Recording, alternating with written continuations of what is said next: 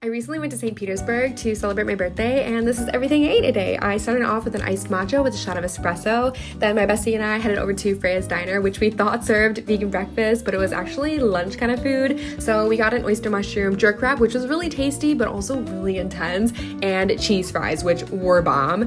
Then connected to the diner is an all-vegan bakery called Valhalla Bakery.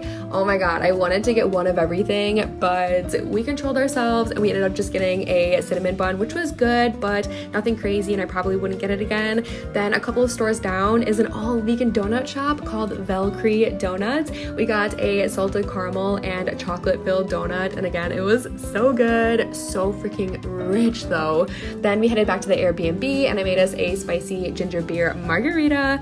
Then for dinner, we went to a restaurant called Flatbread Butter. This is not a vegan restaurant, but they have a ton of vegan options. So we got an artichoke and chicken pesto pizza, a barbecue jackfruit pizza, and garlic knots. And yeah, I would definitely go again. We were super impressed. That's everything I ate today. Okay, bye!